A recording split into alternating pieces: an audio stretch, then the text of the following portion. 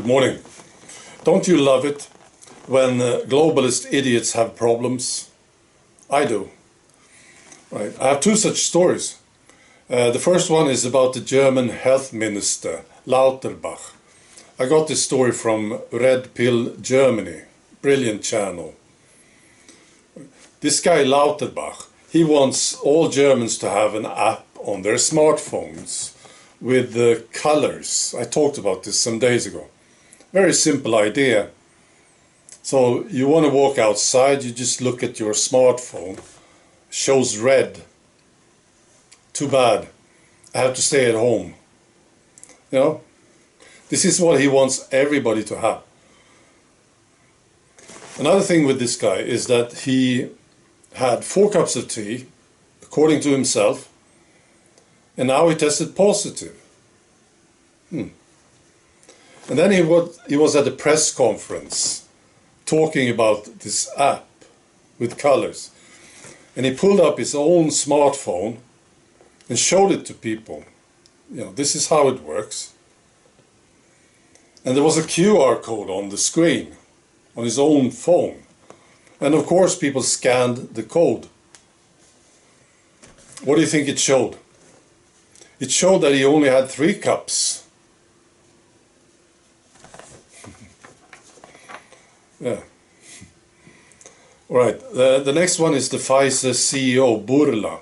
You know, in the past he said that the tea that they make, his own company, maybe it's 100%.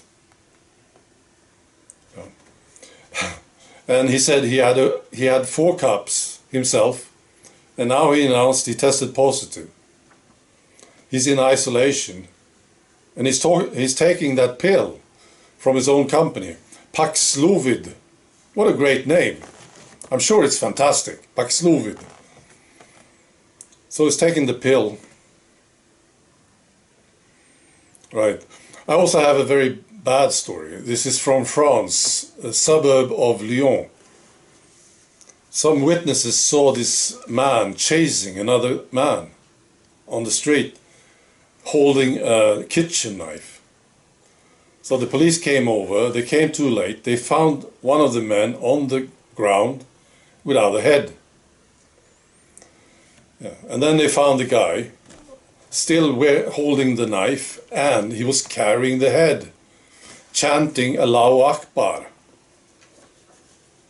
So they arrested him. He tried to stab them, the cops. They arrested him. He's a Moroccan guy, 25-year-old, extensive criminal record. He's legally residing in France. And the victim was his father, 60-year-old father. All right. Now finally I want to talk about something that happened. You know, I had a talk with Fakeologist a couple of days ago. It was brilliant. There are 2 things that came up during the talk that I have been thinking about, and I want to address this. At one point we were talking about elections and voting, and I vote, and this guy, Fakeologist Ab, he says he votes. There was a comment saying, if you vote, you are not red-pilled. Okay? I've been thinking about this. And there was another idea that came up during the talk, and it was this. Something like this. If you have a person reaching any form of popularity and media attention, you are, in some form, authorized by the establishment. Interesting idea, isn't it?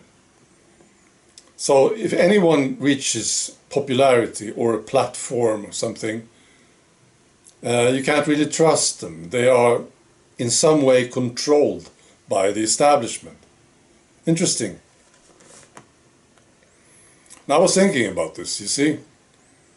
I thought, if you want to cement your own guys in power, like Joe Biden or Trudeau or any of these guys that you pick, you want to make sure that they are staying there and nobody comes up.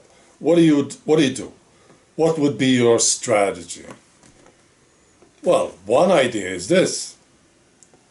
You convince people like you and me not to vote. Yeah. And your guy would get all the votes, right? Yeah. Brilliant idea. And the other one is this. This idea that you can't trust anyone who reaches any popularity. Yeah. Now, what does it mean?